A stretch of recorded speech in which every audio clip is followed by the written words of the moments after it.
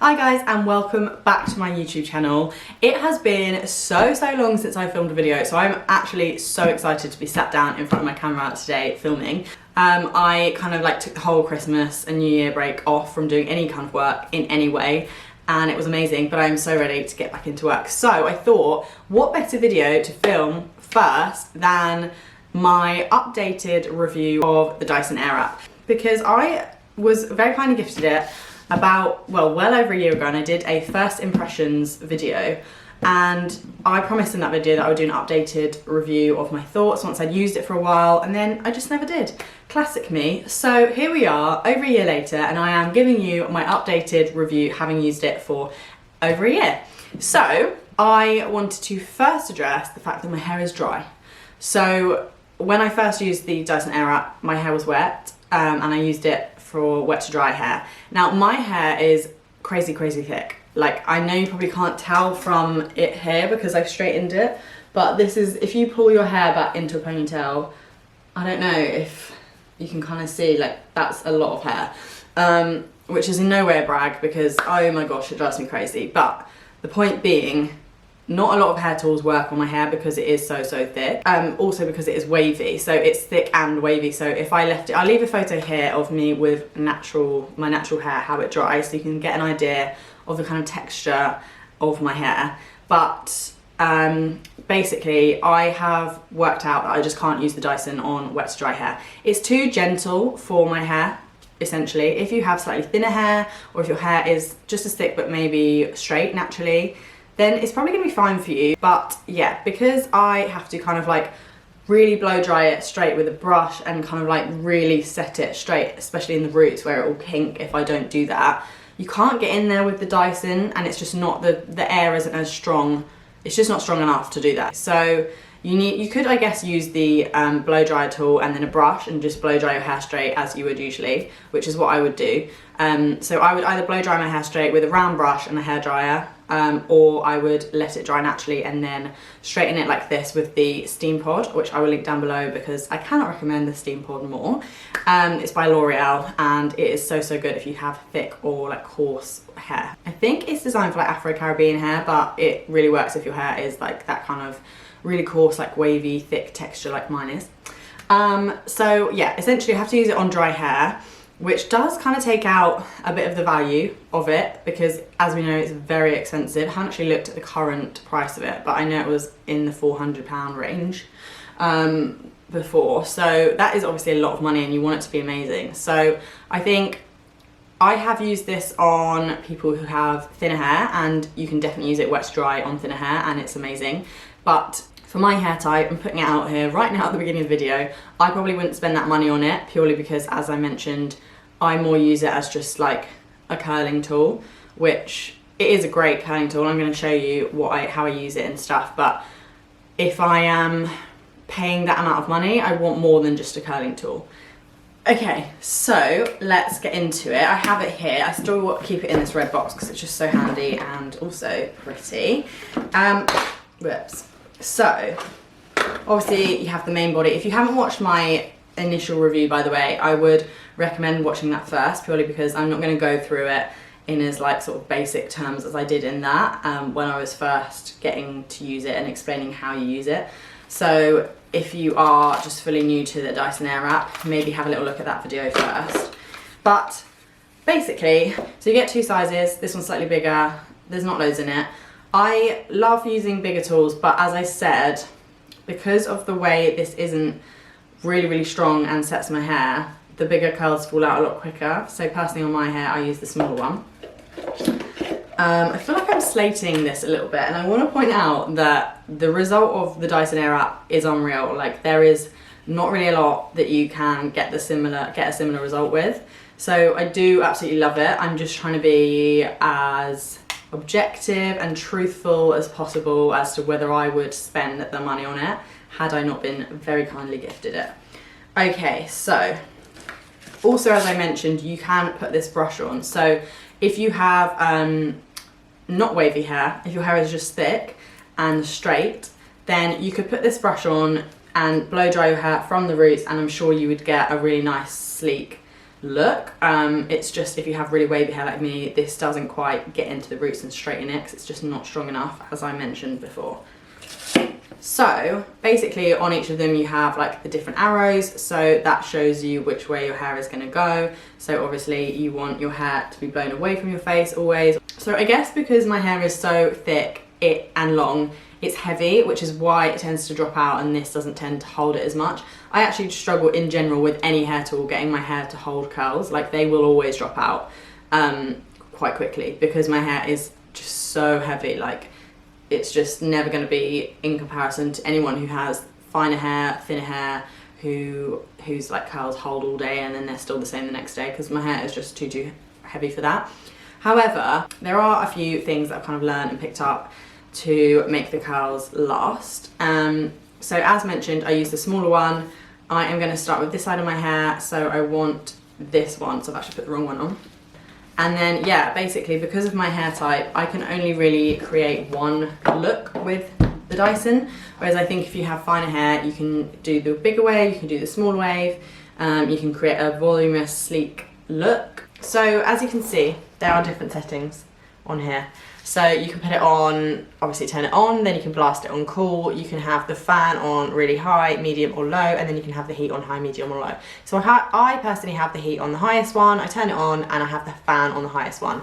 And then I will blast the cool air at the end before I turn it off and then pull the curl out. You'll see what I mean in just a second. The cool air will set your hair and help it hold for longer. So yeah, I'm gonna just get started. I also, because my hair is so thick, have to use pretty small sections.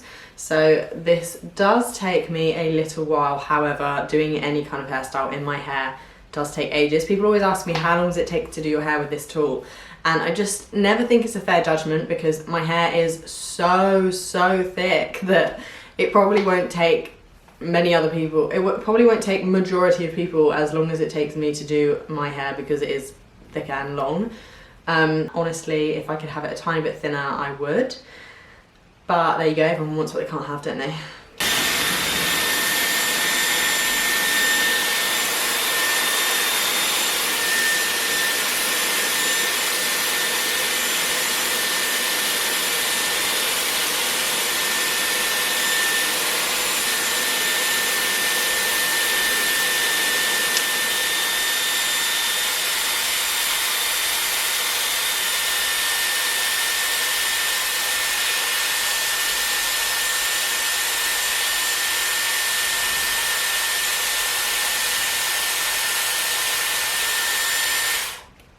So I don't know if you saw, but you do have to hold it on cold for a little while for it to really get cold.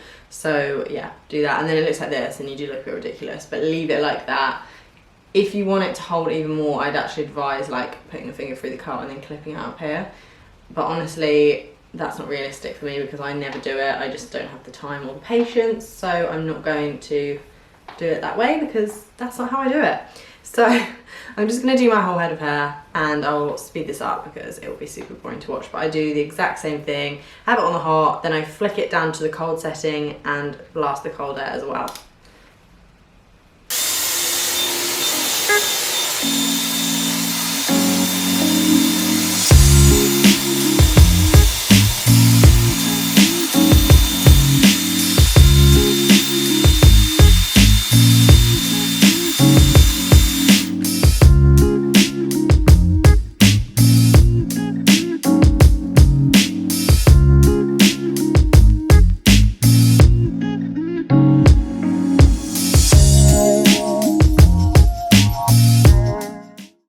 Okay, so that's the first section done. Then I feel like if you wrap it all together, it kind of helps the curl stay.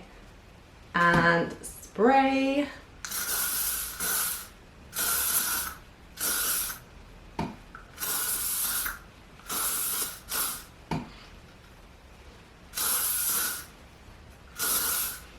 I don't always use hairspray just because I don't love how it feels, but if I don't, it will drop out ASAP. So yeah, I tend to spray each section if I'm wanting it to stay all day, and especially the ends, and then I just move on.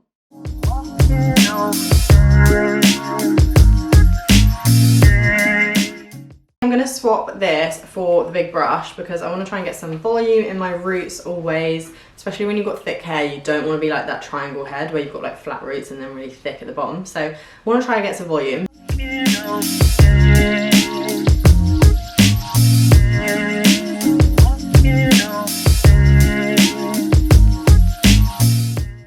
So again, I just put it on the cool setting to finish, and then I just pull it out and you should have like a loose kind of wave. And then if you split your hair again down the center, you should just get like a nice bouncy bit at the front.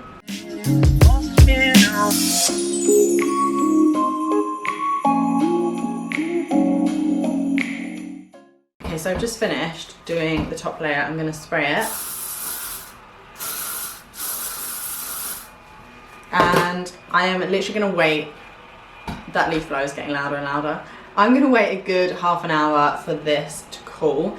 If you've got half an hour, I always recommend leaving it half an hour, but literally leave it as long as possible. Whenever I style my hair, to be honest, I always try and leave it half an hour. Even if I'm in a rush, I will be on the train with my hair like in ringlets and then take a little comb with me and brush it out. But if I don't leave it to cool properly, it will fall out immediately.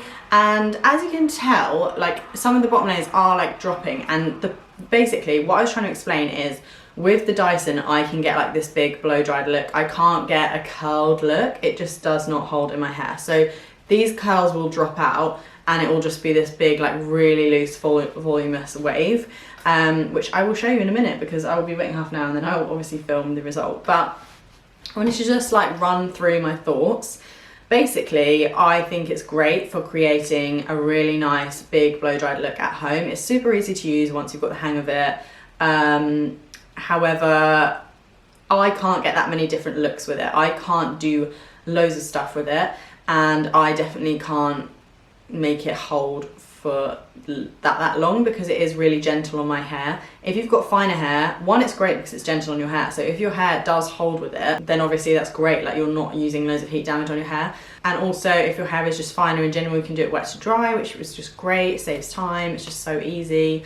There's just so many things if your hair is a little bit finer or it's naturally straight that this is great for, and I do think then it is worth the money.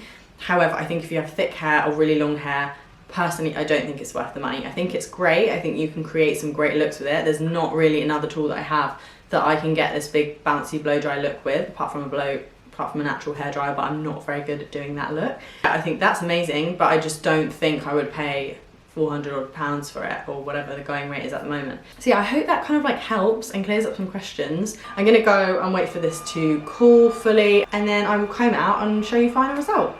Okay, so I have left it to cool. I've got my brush and I'm gonna really gently brush it out.